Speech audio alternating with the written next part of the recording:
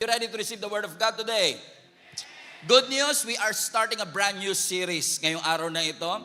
And we are going to start a brand new series. It's called By Faith.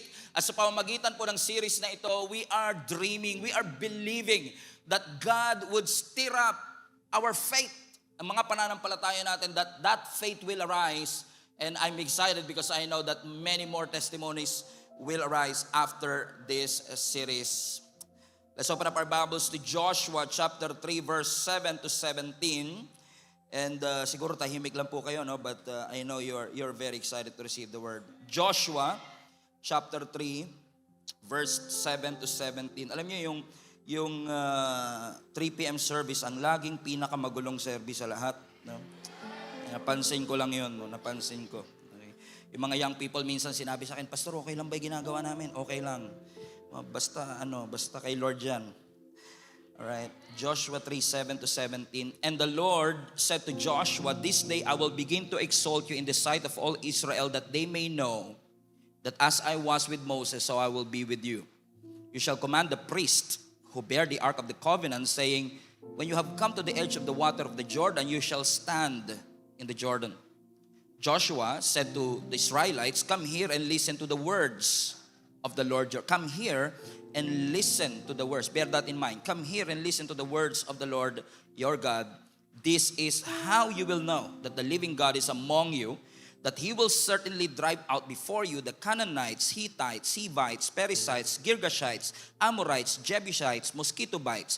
And see, verse 11, that the ark of the covenant of the Lord of all the earth will go into the Jordan ahead of you. Now then, choose 12 men from the tribe of Israel, one from each tribe, and as soon as the priest who carry the ark of the Lord of all the earth, set foot in the Jordan River's water flowing downstream will be cut off and stand up in a heap. So when the people broke camp to cross the Jordan River, the priest carrying the ark of the covenant went ahead of them. Now this is interesting, verse 15. Now the Jordan is at flood stage all during the harvest. And yet as soon as the priest who carried the ark reached the Jordan and their feet touched the water's edge. Verse 16, everybody now. The water from the upstream stopped flowing. It piled up in a heap a great distance away at a town called Adam in the vicinity of Sarethan. While the water flowing from the Sea of Araba, which is Dead Sea, was completely cut off. So the people crossed over opposite Jericho. The priest who carried the ark of the covenant of the Lord stopped in the middle of the Jordan and stood on dry ground while all Israel passed by until the whole nation had completed the crossing on dry ground. In the first installment of our brand new series, we are going to talk about walking into the impossible. Walking into the impossible. Joshua 3. Actually, ang chapter po na yan, o parte ng Biblia, dito sa Joshua chapter 3, is actually a passage of transition. Nagta-transition po ang nation of Israel from wandering in the desert for at least 40 years and now about to step into the promised land. Pero bago pa man sila mapunta doon sa disyerto, sila po ay inalipin ng mga Ehipto sa loob ng 430 years. And after decades of slavery, finally, God is transitioning them from wandering in the desert to occupying the promised land. Ibang-iba po itong season na ito sapagkat sanay po sila sa loob ng 400 years na sila po ay inuutusan ng Egyptian, tuturuan sila kung ano ang gagawin nila, ano ang sasabihin nila, at maging yung worth nila ay dinidikta ng mga Egyptians. At dahil po sila'y alipin ng bansang ito, ang kanilang mga kamay ay meron din pong tanikala. Wala silang sariling kalayaan. Pero ang pinakamatinding bandage ng nation of Israel ay hindi yung tanikala sa kanilang kamay, kundi yung tanikala sa kanilang isipan. That's why nung pinalaya sila ng ating Panginoon because their groan reached the throne of God, humiling sila sa ating Panginoon, pinakinggan sila ng ating Panginoon. As sabi ng Biblia, imbis na dumaan sila sa shortcut, Kasi magkatabi lang naman ng Egypt at Israel, pinaikot sila ng Panginoon sa wilderness, hindi dahil yun lang ang katangi-tanging ruta papunta ng Promised Land, kundi inalaw ng Lord na umikot sila para ma-unlearn nila lahat ng mindset ng Egypt na nasa kanila pa rin. Hindi porke kasi nasa labas ka na ng Egypt, yung mindset ng Egypt wala na sa'yo. At ang purpose ng Panginoon, tanggalin yung Egyptian mindset, tanggalin yung slavery mindset, kasi hindi mo madadala sa Promised Land yung mindset ng slave. Hindi mo ma-enjoy ang fruit ng Promised Land hanggat hindi mo binibitawan yung mindset ng slavery. And now, 40 years later, under the new leadership of Joshua, ang bagong henerasyon ng mga nation of Israel ay nakatayo ngayon sa edge ng Jordan River. Nasa wilderness, Jordan River, at tanaw na nila ang Promised Land. The Promised Land is already in sight. The inheritance is ahead. Pero bago nila maklaim at mapossess yung ipinangako ng Panginoon, they have to go through the Jordan River. Think about it. 40 years kayo nasa desert, 500 years na inantay yung pangakong ito because yung promise po na ito na mapupunta sa kanila ang Promised Land was actually given kay Abraham pa, which is 500 years ago. And from 500 years later, 40 years in the wilderness, 430 years in slavery, finally nakatayo ka, kita mo ang Promised Land, kailangan mo lang tumawid. Kita mo lahat ng ipinanalangin mo. Nariyan na yung sagot sa iyong mga panalangin. Finally, kitang-kita mo na ang Diyos totoo kung siya po ay mangako. Yun nga lang, after years of slavery and wilderness and waiting and wondering, for some strange supernatural reason, kung kailan baha sa Jordan River, dun sila gustong patawirin ni Lord. Kumbaga, pwede namang habang low tide, pwede namang habang summer. Pero sa dami, nakapag-antay naman na sila ng 40 years, 500 years pa nga. Ano ba naman yung mag-antay ng isa pang uling linggo bago tumawid ng Promised Land?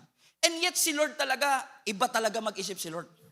Na kung kailan baha sa Jordan River, ang sabi ng Lord, ngayon kayo tatawid. At talagang sa dami-dami ng oras, pinili ng Lord yung isa sa pinaka-inconvenient na time para sila ay tumawid. Nararanasan nyo ba minsan yun mga kapatid, na malinaw naman yung pangako ng Lord, pero minsan nakakalito yung timing ni Lord. Matagal mong pinanalangin na ikaw ay ma-promote, nung nakuha mo yung promotion, natanggal naman yung ibang team member mo. Ang tagal mong pinag-pray na magkaroon ka ng breakthrough, pero kung kailan dumating yung breakthrough, pakiramdam mo hindi ka na-qualified. Ang tagal mong pinanalangin na magkaroon ka ng sariling trabaho, pero nung nagkaroon na nung sinagot na ng Lord ang kanyang pangako, dumadaan naman kayo sa pressure ng family. Kumbaga, kaharap mo yung Promised Land, pero nagtatanong ka, Lord, ba't ngayon? Lord, bakit ngayong season? Pakiramdam ko, hindi po ko handa. Dinala sila ng Panginoon sa isang inconvenient season, kung saan ang sabi ng verse 15, sa panahon na binabaha ang Jordan River. Now think about this. 500 years in waiting, 40 years in the wilderness, siguro habang nasa wilderness sila, pinag-uusapan na nila kung ano itsura ng Promised Land. Pinanalangin nila, pinangarap nila, and finally, nasabi nilang, totoo nga ang Promised Land. Gayunman, kung totoo ang pangako, totoo ding may baha. Totoo ang pangako ng Diyos, pero totoo din na ang path para malakaran mo yung pangako, you have to go through the flood. Kumbaga, totoo yung pangako, pero totoo rin na merong obstacle. Sino sa inyo nakakaranas po kayo ng problema? Lahat tayo dumaranas ng problema. Pero hindi ko rin alam kung bakit meron po talagang season sa buhay natin na binabaha tayo ng problema, if I say that way. Lahat dumadaan sa pagsubok, lahat dumadaan sa challenge, pero minsan may mga pagkakataong parang binabaha ka ng challenge. Pero hindi porket may baha, wala na ang Diyos. The presence of the flood doesn't mean the absence of your God. So ibig sabihin, kung ikaw, kahit na sabihin mong, ang tagal kong inantay, ang tagal kong pinanalangin, ngayon ibibigay na parang pinapahirapan pa, yung baha na yan ay hindi senyales na dapat ka nang bumitaw. The flood is never meant for you to give up and to surrender. Ibig ko sabihin, hindi porket may baha, nagbago na isip ng Diyos. Hindi porket bumaha sa Jordan River, sinabi na ng Panginoong hindi ko na ibibigay sa inyo. In fact, yung baha na yan ay senyales na dapat magbago ang isip natin patungkol sa ating Panginoon, because pag tinignan mo ang Jordan River, imposible. Pagka tinignan mo ang Jordan River, impossible. But by the grace of God, we serve a God who is higher than any flood, higher than any walls, greater than any giants, but because with God, all things are possible. Pakisabi nga po sa inyong katabi, all things are possible. All things are possible. This was the worst possible time to cross. Sasabihin ng logic mo, magantay ka na lang kung kailan magiging manageable ang tubig. Pero ang sabi ng Panginoon, ngayon na kayo mag-step. Bakit? Kasi minsan iaalaw talaga ng Panginoon na ikaw ay mapunta sa imposibleng sitwasyon para hindi mo mapagkamalang coincidence ang isang milagro. Kasi kung makakatawid sila, kung saan kayang-kaya naman siya talagang tawirin. And many scholars, many commentaries have been saying na kung tutuusin, kaya naman talaga nilang tumawid. Kasi because the spies have been there also nung time na yon. Pero kung lahat kayo malalakas, okay yun. Pero kung may dala kayong bata, meron kayong dalang mga seniors, medyo mahihirapang tumawid ang 1,000,000 tao sa high tide na Jordan River. Pero minsan, iaalaw talaga ng Panginoon na abutan mo yung baha. Hindi para i-discourage ka, kundi para pakita sa'yo na kapag nakatawid ka dyan, hindi mo sasabihin logic yan. Hindi mo sasabihin talent yan. Hindi mo sasabihin human ability yan. Kasi ang human ability mo, sasabihin hindi kaya. Ang sabi ng logic mo, tsaka na lang. Ang sabi ng isip mo, parang imposible yata ito. Hindi nila pwedeng sabihin, kaya tayo nakadaan kasi nakisama ang panahon. Hindi nila pwedeng sabihin, nakatawid kami kasi manageable naman yung taas ng tubig. Kasi kung gugustuhin ng Diyos, hindi niya aantayin humupa muna ang baha. Because with God, your God, nothing is impossible. Amen? In fact, let's take it deeper. Do you want to take it deeper? In fact, kung babalik kami in verse 15, go back to verse 15, hindi lang siya basta baha, highlight that part, bumaha siya during the harvest. Do you see it? Amen? Yes, may baha, pero kaya siya baha kasi harvest time. Now think about this. What if matagal nilang inantay ang promised land, 40 years silang nasa wilderness, ang daming kwento ng mga spiya. Alam mo, doon sa promised land, grabe yung mga prutas doon, grabe harvest doon. Tapos dumating sila, walang harvest. Pwede nilang sabihin, wala ko ba may harvest? At parang tagtuyot naman dito. Na in order for them to really confirm that God's promise is true, God brought them in harvest time. Pero, pag may harvest, ang problema, baha din yung Jordan River. Ibig sabihin, hindi pwedeng gusto mo yung harvest pero walang baha. Kung gusto mo yung harvest, lalagpasan mo yung baha. May kilala ba kayong ganyan? Gusto lang yung harvest, ayaw ng baha. Gusto yung breakthrough, ayaw yung challenge. Gustong magbuntis, pero ayaw ng morning sickness.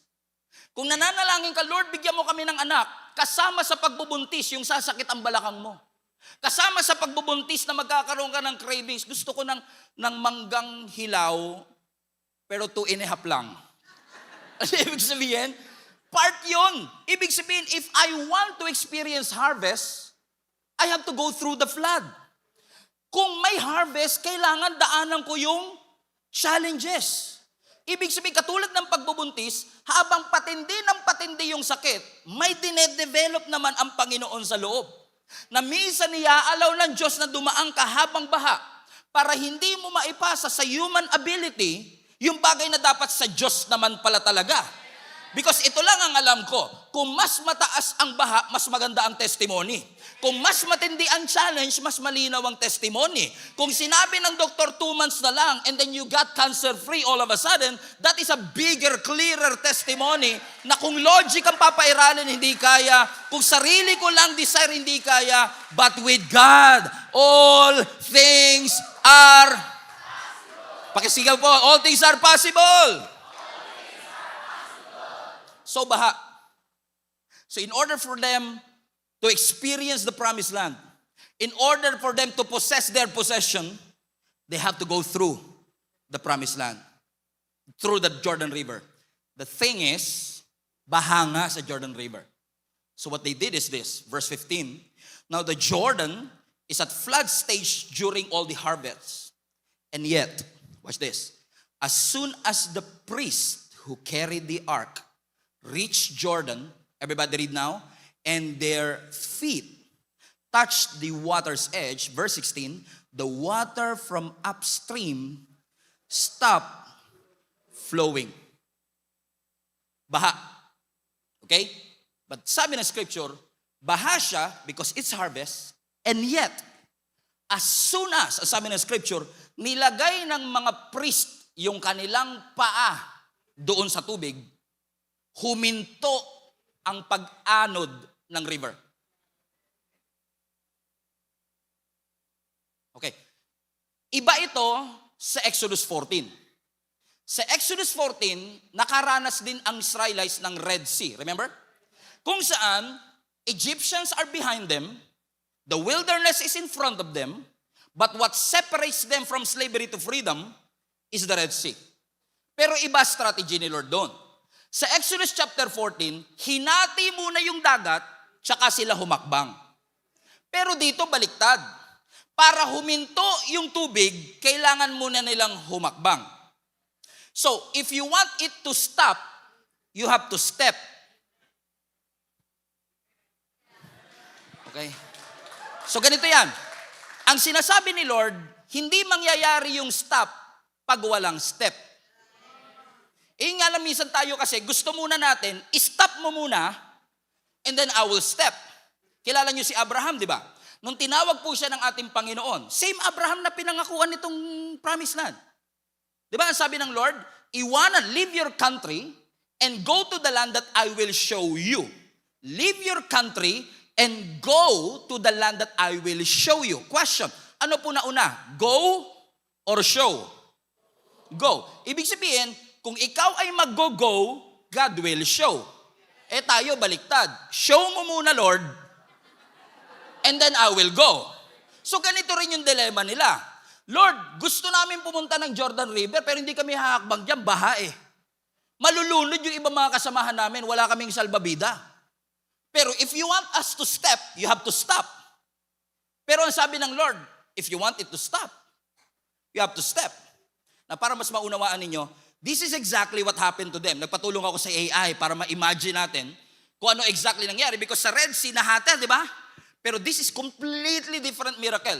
Let's show the picture, please. So makikita po ninyo, sabi ng scripture, the moment na humakbang yung mga priest, dala-dala ang Ark of the Covenant, sabi ng scripture, biglang huminto sa pag-agos. And it formed a heap, ang sabi ng scripture. Ibig sabihin, naging parang pader yung tubig. Although hindi accurate tong image na ito, kasi kung babasahin po nyo sa scripture, yung heap nag-form sa Adam. Okay? Yung Adam, nasa upstream siya. Yung tubig po kasi na yan, galing pa ng Caesarea Philippi. So galing doon sa Judea, Caesarea Philippi, bumababa yung tubig hanggang Dead Sea. Come on? Pero bago yung Dead Sea, Jordan River, and then yung pinanggalingan nito sa Caesarea Philippi. So sabi ng scripture, from Adam, huminto yung, so nung the moment na humakbang yung mga priest, huminto yung tubig doon sa ituktok sa may Adam. At alam niyo kung gaano kalayo yung Adam to Jericho? Kasi yung tumbok ng pagtawid nila, diretso ng Jericho. Now let me show the map, please. Mapa. Kaya maganda may mapa sa Bible eh. Okay, kasi para mas maunawaan nyo. If you look at the map, so imagine niyo to, first things first.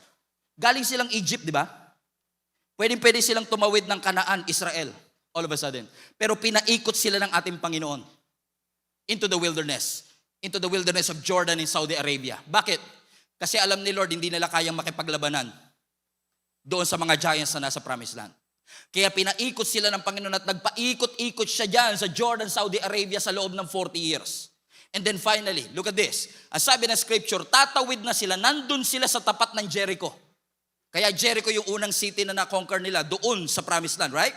Na sabi ng Biblia, the moment na humakbang yung mga priest, yung tubig doon sa Adam from Sea of Galilee, huminto doon. And that was around 25 kilometers away from Jericho. So technically speaking, hindi nila nakikita na huminto. Ang alam lang nila na tuyo. Pero ang totoo, pinahinto, kaya na-stop kasi may step.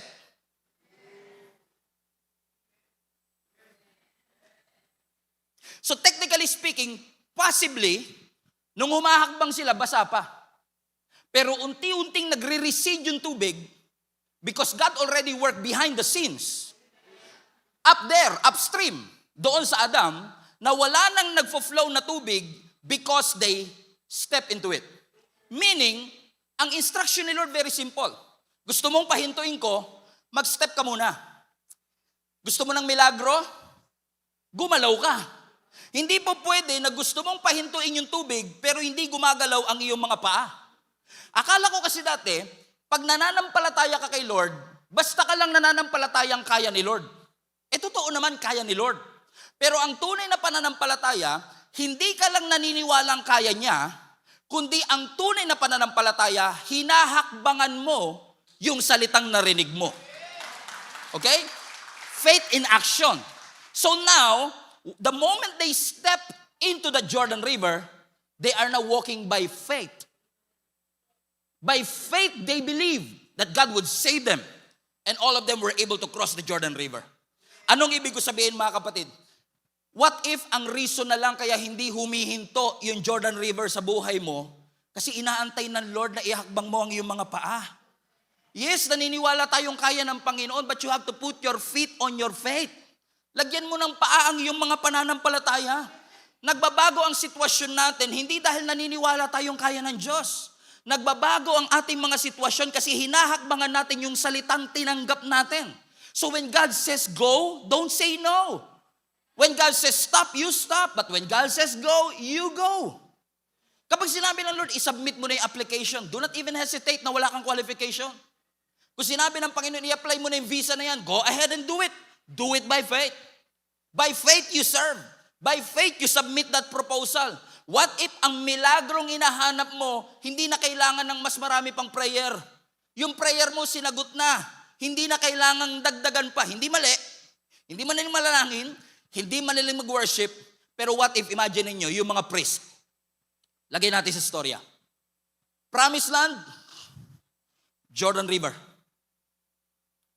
And then yung mga priest, sabi nila, naniniwala ba kayong atin na ang promised land?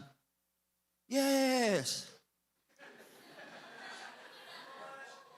Therefore, let's pray na pahintuin ni Lord ang baha. Amen. Okay, let's pray. Lord, open the river. Ginawa mo na to sa Red Sea. Open the river.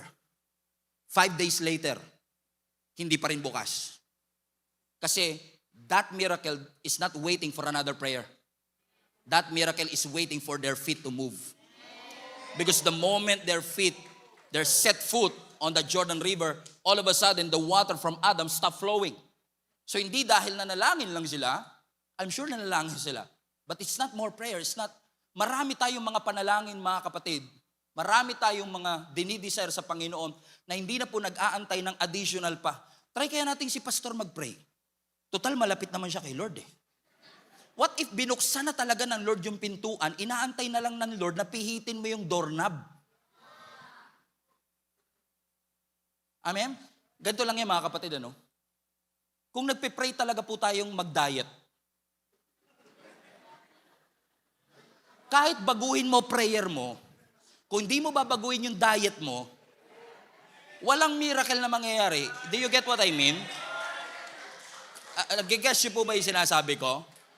Okay, kahit na binigay na ng Lord sa iyo yung trabaho, kung hindi ka nagising sa alarm clock. Amen, sabi mo, ba't di ka nagising? Hinatak ako ng jablo. Hindi, kama humatak sa'yo. What if yung blessing mo, promotion mo, nakaprepare na, hindi ka lang nagising? Because maraming miracle sa buhay natin, motion activated. Ibig sabihin, kailangan mong gumalaw. Hindi dahil yung motion mo o movement mo, you will earn that blessing and promotion, but because when you move, you position yourself to receive. Alam nyo, May wisdom po yung laging sinasabi ng mga nanay at tatay natin dati. Alam niyo yung pag tinanghali po kayo ng gising, naalala po ba ninyo yun? Diba? Pag tayo po mga millennial alam to eh. Now, pagka tinanghali ka ng gising noong unang panahon, medyo sisigaw na yung nanay mo. At sasabihin, alam mo, nagbuhos ang Diyos ng pagpapala. Hindi ka nakasalo kasi tulog ka. May wisdom dun eh.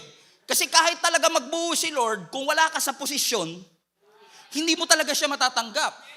Kahit gusto ng Lord ihinto yung river upstream, kung hindi mo ihahakbang ang iyong mga paa, hindi mo makikita ang miracle. Mag-aantay ka sa wala. And then pag hindi mo nakuha after 1 year, sino sisisihin mo? Bagal ni Lord kumilos. Lagi na lang kasi minsan prayer natin, Lord, kumilos ka. Lord, kumilos ka. Sabi ni Lord, ako na lang lagi kumikilos, ikaw naman ang kumilos. Sabihin mo nga sa katabi mo, kilos-kilos din pag may time. Pwede silang magpatawag ng overnight prayer pero hindi po nila ginawa. Bakit? Kasi yung miracle nila nag-aantay ng kanilang mga paa. Amen? Pero after all, what made them step in the first place? Kasi madali sabihin yan, Pastor, nahakbangan ko, mag-apply ako, isubmit ko, gawin ko. Di ba? Manampalataya ako. Pero ang problema, I don't have the courage to do it. Wala akong confidence to do it. I receive a word, alam kong God is leading me, alam kong it's from the Lord, alam kong God opened the door, but I don't have the courage to do it. Pastor, ano ang aking gagawin? Now question, bakit ba ang lakas ng loob ng nation of Israel in the first place? Especially the priests who carried the Ark of the Covenant to step into that Jordan River habang baha pa ito. You know why? Because they received a word. Kung babalikan natin ang verse 9. Verse 9. Ang sabi ng scripture, Joshua said to the Israelites, everybody read, come here and listen to the words of the Lord your God. So ginather niya ang nation of Israel, makinig kayo, ito sinasabi ni Lord. So ibig sabihin, kaya nila nahakbangan sa verse 15, kasi may pinanghawakan silang word sa verse 9. Kasi mahirap talagang humakbang pag walang salita. Huwag kang magpo-full time kung walang salita ang Diyos. Huwag kang gagawa huwag kang mag-abroad pag walang salita ng Panginoon. Huwag mong gagawin, huwag kang magdidesisyon na wala kang pinanghahawakang salita mula sa ating Panginoon. Kasi pag wala kang salitang pinanghahawakan, madaling mag-quit, madaling umatras, madaling bumalik. Pero hanggat may salita kang pinanghahawakan, kahit mahirap, kahit sa unang hakbang, hindi mo makita ang ebidensya. Kahit sa unang sit-up, wala pa kagad yung abs. Absent pa rin. Naniniwala ka. Just because God said it, I believe it. Because the word of God is so powerful. Kaya natin sasabing, by faith, I am healed. Saan mo kinuha yung faith na yun? Di ba sa word? Because sabi ng scripture, faith comes by hearing and hearing the word of God. Hindi lang sapat na isang beses ko narinig, as long as I keep on listening. Kaya sabi ni Joshua, makinig kayo. Kasi itong salita na to, pangahawakan nyo pag lumalangoy na kayong ganun. At pakiramdam nyo, malulunod na kayo. You need to hold on to the word. In fact, mga kapatid, the word of God is so powerful that even the universe was created through His word. Amen?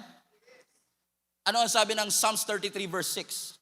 Ang sabi ng Psalms 33 verse 6, by the word of the Lord the heavens were made. Their starry host by the breath of His mouth. Sa NLT translation, by the word of the Lord the heavens were made, and through the breath of His word the stars were formed. Nagsalita lang ang Diyos at na-form. Ibig sabihin, there is power in the word of the Lord. May kapangyarihan. Alam nyo, ang Diyos po natin is so powerful that He doesn't need anything to create something. It's just pure word. Naalala niyo po sa Genesis 1 verse 1. Sabi ng Genesis 1:1, in the beginning, God created the heavens and the earth. And the earth was without form and void. And darkness filled the earth. And then God said, let there be light. And there was light. Hindi nagreklamo yung mga ilaw, sinabi, wala pong fuse, walang battery, walang kuryente. Because God said it. They have no choice but to submit to the authority of the Word of God. Alam niyo po ba yung salitang created? In the beginning, God created. That word is from the Hebrew bara, B-A-R-A. Parang sa lababo nyo, may bara. Okay? Ang ibig sabihin ng bara, ability to create something out of nothing. That's why yung salitang bara, hindi mo pwedeng i-apply sa atin. I created this, I created that. Hindi bara yon. Ang bara para kay Lord lang. Kasi si Lord lang ang may kakayanang lumikha ng something out of nothing. Tayo pag lumikha, we can create something out of something. Pero ang Diyos, when He created something, He can create something out of nothing. So kahit walang form noon at empty noon, wala magagawa yung emptiness but to form something because God said it. At dahil sinabi ng Panginoon, kahit emptiness, nalito sila eh. Empty kami. Hindi, form kayo. Because God said, let there be light. Bakit? May kapangyarihan ng salita ng ating Panginoon. Amen? Ibig ko sabihin, mahihirapan talaga tayong humakbang. To walk into the impossible if we don't hold on to the word that we have received. I'm serving the Lord for 26 years and the very thing that I hold on to is the fact that God called me and I heard the word. Hindi po madaling maglingkod sa Panginoon. Alam ng lahat yan. Pero nakakapagtagal ka sa paglilingkod kapag meron kang salitang pinangahawakan mula sa Panginoon. Kasi ang tao may opinion patungkol sa iyo, ang tao may masasabi patungkol sa iyo, pero hanggat nakakapit ka sa salita ng ating Panginoon, marirealize mo na itong salita na to ang magbibigay sa iyo ng endurance para mapagtagumpayan ang lahat ng mga pagsubok na iyong pagdaraanan. So if the heavens were created because of God's word, that by His word, just because He spoke, lahat ng bagay, He spoke the universe literally into existence. The moment He spoke, the stars were born. Ibig sabihin ng creation, ang heavens hindi likha ng tao. Hindi boses, galing, abilidad ng tao. Salita ng Diyos.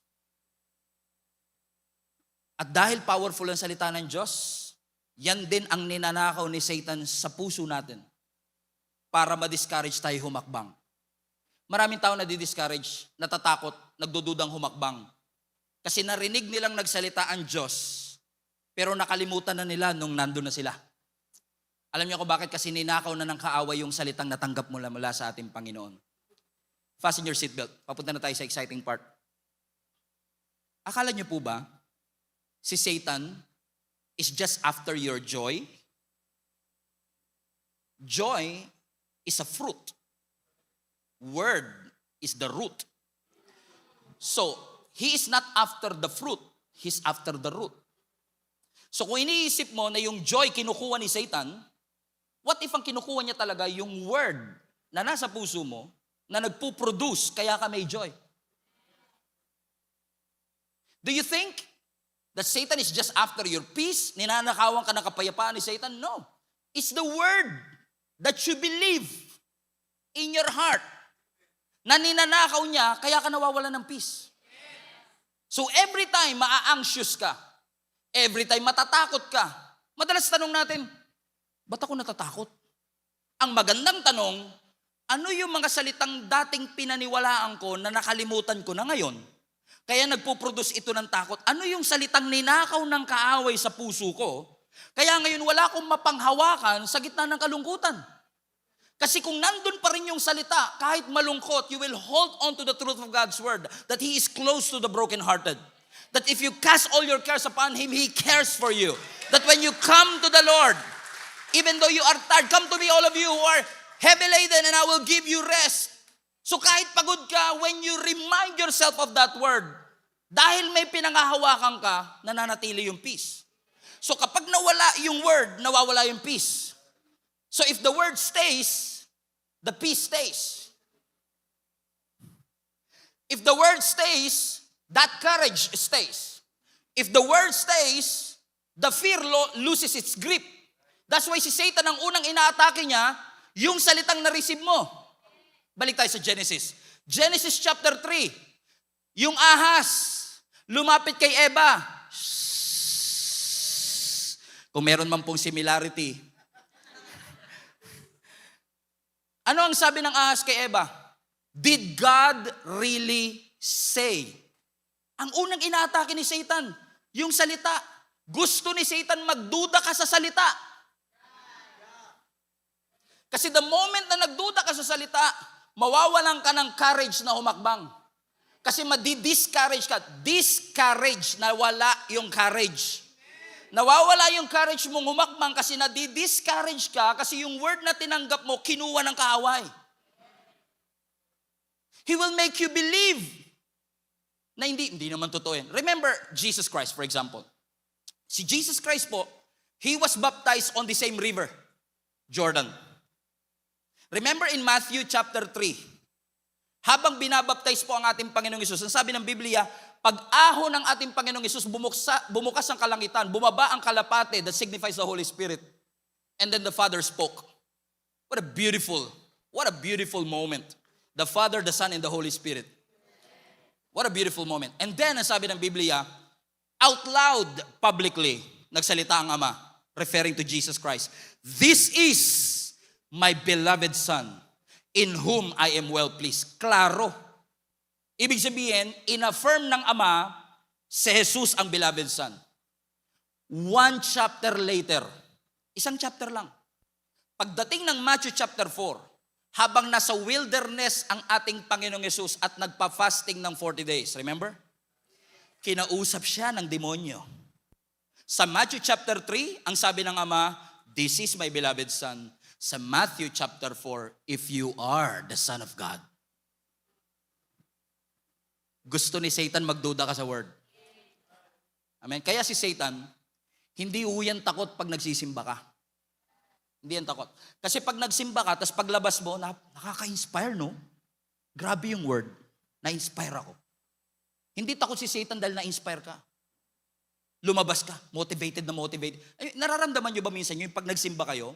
Yung paglabas mo, may mga jablo ba dyan? Hindi kayo? Diba? Parang sobrang confident ka eh. Kasi grabe. Diba? Alam niyo ibig ko sabihin, dati ikaw yung lumalayo sa jablo, pero pagkatapos mo magsimba, asa kayo mga jablo. Hindi kayo. Ikaw nag-ahamon kasi talagang motivated ka ng word. Pero Satan is not threatened when you're motivated or inspired. Threatened si Satan pag nakatanggap ka ng salita na panghahawakan mo. Kasi pag yung word na yun nanatili sa puso mo at nag-ugat, lalago.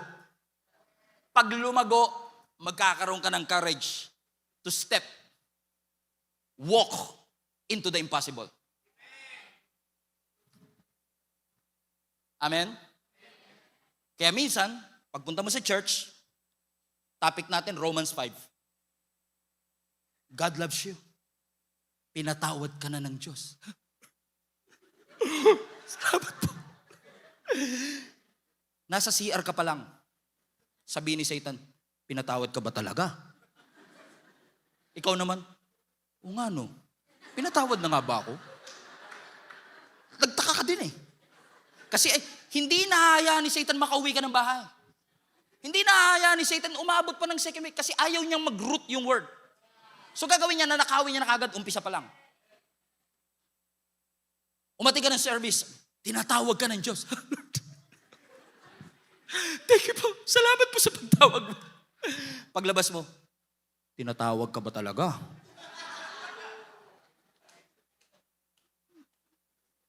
Hindi naman nila alam yung mga kasalanan mo. Paano mo sasabing tinawag ka? Ang mga tinatawag lang yung mga magagaling at mahuhusay. Hindi ka qualified dyan. Oo nga no. Tinawag ba talaga ako? Amen? Sabi ni Lord sa'yo one Sunday, kasama kita. Lord, tuntua ka. Isa ka, kasama mo ko. Wala ka pa sa labas. Sasabihin ni Satan, kung kasama mo ang Diyos, ba't naghihirap ka? O labasadi, nawawala na kagad. Bakit? Ninanakaw ng kaaway. Yung salita kasi ayaw niyang mag-ugat sa iyong puso. Amen? Tatandaan niyo ito mga kapatid. Bakit kasi hindi ginagawa ni Satan? Halimbawa, si Lord to, ikaw to. Lord, ikaw. Si Satan nasa gitna. Alam mo ibig sabihin? Bago pa mangako si Lord, hindi na yan. Yung kukunin niya na kagad, akin yan. Alam mo kung bakit? Kasi kapag nagsalita ang Diyos, hindi niya kayang pigilan ng Diyos. Kapag nangako ang Diyos sa'yo, hindi niya makakancel yun. So dahil hindi niya makancel, gagawin ka na lang niyang makakalimutin. Kasi pag naging makakalimutin ka sa salita, magiging duwag kang humakbang. So, hindi niya mapipigilan ng Diyos magsalita, kaya ang gagawin niya habang nasa puso mo pa lang, kukuhanin niya na kagad. Kasi once na nag-ugat siya, mahihirapan na siya. Amen. Kaya ang gagawin ni Satan, wawasakin niya na testimony mo habang teenager ka pa. Kasi alam ng Diyos, pag natuto ka na mag-preach, pag natuto ka na magbasa ng Bible, pag natuto ka na mag-evangelize, mas mahihirapan siya, pabagsakin siya. Sabi niya, maganda potential ng batang ito, may pagtawag ang Panginoon dito, ngayon pa lang wasakin na natin ang future niya. Bigyan ng lalaki yan.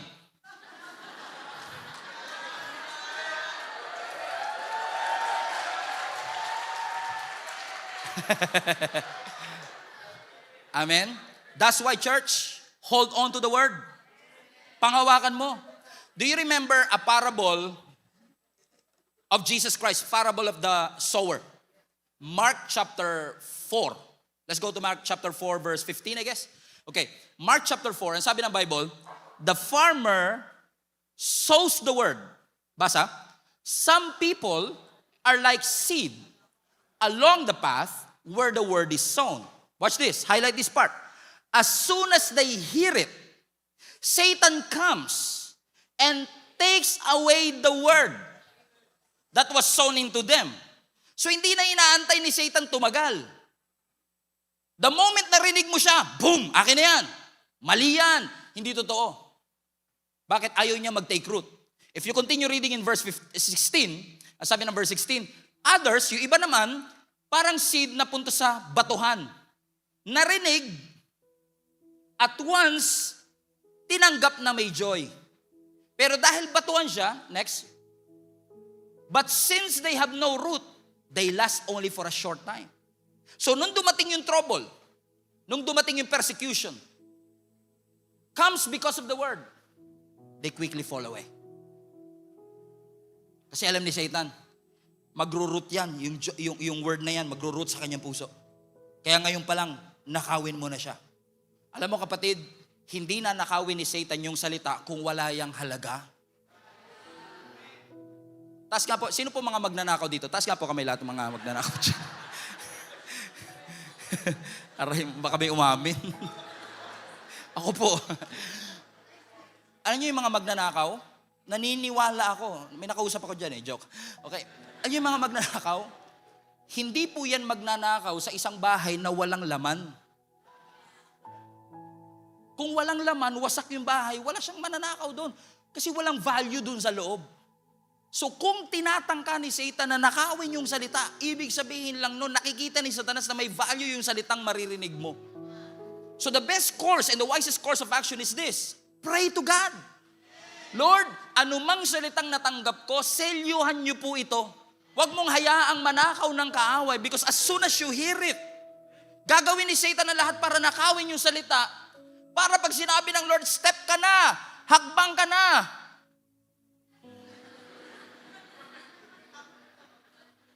Naalala niyo po si Peter, right? Habang binabagyo ang mga disipulo, nakita nila si Jesus naglalakad sa ibabaw ng tubig. Napagkamalan pa nilang multo. Sabi nila, multo! Isa lang ginawa, isa lang natakot pa. Multo daw, isa lang. Dapat mul 1. Multo! Mul 3 pag tatlo eh. Okay, mul 3. Multo! Imagine niyo 12 lalaki takot. Multo! Pero ang sabi ng Biblia, sumagot si Jesus, don't be afraid. It is I. I am the eye of the storm. Ang sabi ng Biblia, si Peter sabi niya, Lord, kung talagang ikaw yan, hayaan mo kong humakbang at maglakad sa ibabaw ng tubig. Sabi ni Jesus, one word, come. Kung logic ang papairalin, bigyan ko lang kayo ng context ha. Si Peter, fisherman. Kung meron mang nakakaalam sa lahat ng 12 disciples, siya ang may pinaka nakakaalam na imposibleng makalakad ka sa ibabaw ng tubig. Pero paano mo mapapahakbang yung fisherman at maglalakad sa ibabaw ng tubig? May salita eh. At yun yung salita, come. Kung ako kasi yun, halimbawa sabi ni Lord, come.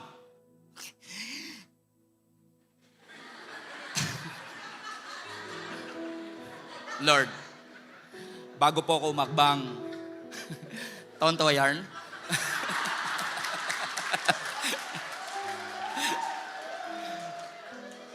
Bago ako umakbang, Lord, mangako ka muna na pag nalunod ako, sasagipin mo ako.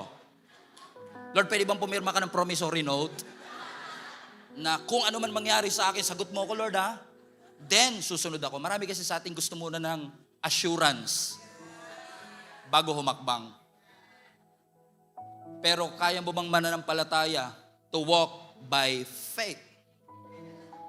And say, Lord, this is not logical. Fisherman ako of all people. Kung si Luke pa yan, baka mapaniwala eh. Doktor siya eh. Pero ako mangingisda po ako. And yet, alam kong it defies all my logical know-how. But I have a word. And I hold on to the word. At dahil salita mo, pinangahawakan ko, Panginoon, I will step anyway. Haakbang ako, Panginoon. Hindi dahil sabi ng logic ko, okay, hindi dahil I have enough savings to follow. No. I will say yes. Because you told me to come. I will step. Because you told us that promised land is ours. At dahil may salita ako, Panginoon, na pinangahawakan, willing po kong i-take ang risk. Natawanan ako, pagdudahan ako, dahil sa mata ng tao parang imposible. Pero with God, all things are possible. With God, all things are possible. It doesn't make sense now, but you will hold on unto it. The situation may not confirm it, but hold on to the word. It doesn't make sense right now, but hold on to the word. Panghawakan mo, bakit kailangan humawak? Kasi may pagyanig na darating. May mga shaking na darating. Pero pagkatapos ng lahat ng shaking, ang matitira, hindi yung mga taong marami narinig. Ang matitira pagkatapos ng pagyanig, yung mga taong kumapit sa salita. Kasi alam nila, the world will fail, but His word will not. Kukupas ang lahat, lilipas ang lahat, pero ang salita ng Diyos ay hindi. So let me tell you this, hindi yung mga priest ang nagpahinto sa tubig. Hindi rin yung paghakbang nila ang nagpahinto sa tubig. It was the word behind the action. Dahil may salita, kahit na humakbang ka kung walang salita, hindi hihinto.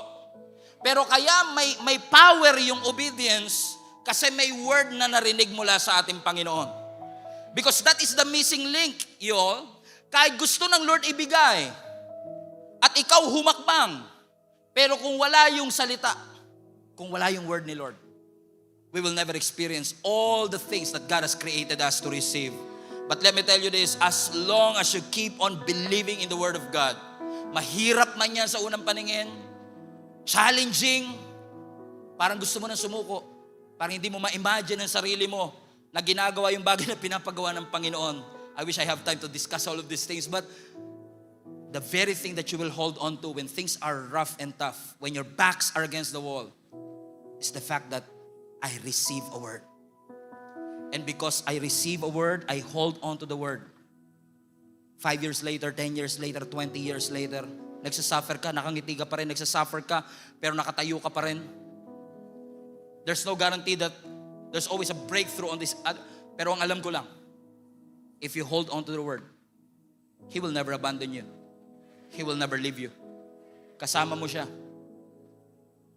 Kasama mo siya dun sa pagtawid.